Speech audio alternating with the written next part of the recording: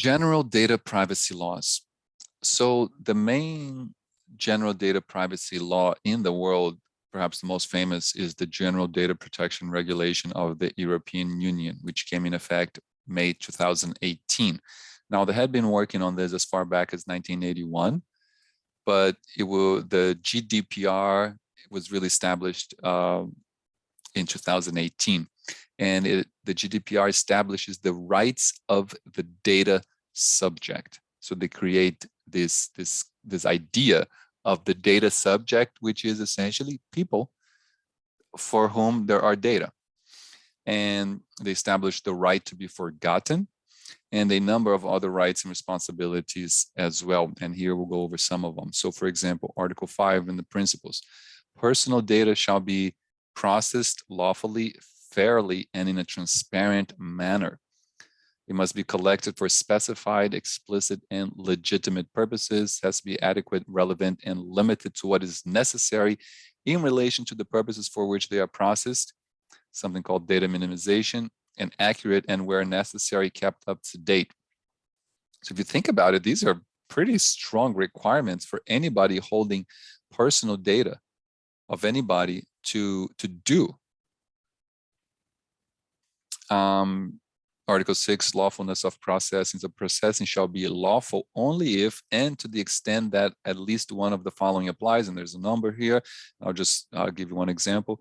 The data subject has given consent to the processing of his or her personal data for one or more specific purposes.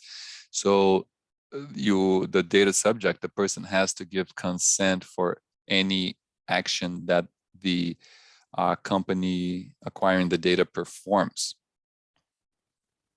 But also the request for consent shall be presented in a manner which is clearly distinguishable from the other matters. So you can't just hide the consent in some back end of some document, and it has to be in an intelligible and easily accessible form using clear and plain language. The data subject shall have the right to withdraw his or her consent at any time. It shall be as easy to withdraw as to give consent. So this is the right to be forgotten. Once again, I think it's very strong and very sensible right given to the data subject, the people about which data is being collected.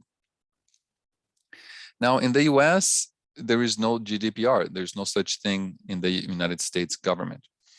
What has happened is states are taking charge of creating their own privacy laws, and one of the main ones is California, but I think there are other ones as well. And the first in California was the California Consumer Privacy Act of 2018, and then they had the California Privacy Rights Act of 2020. So they realized they didn't get everything right in 2018, and then they amended it, and I guess hopefully improved it with the California Privacy Rights Act of 2020.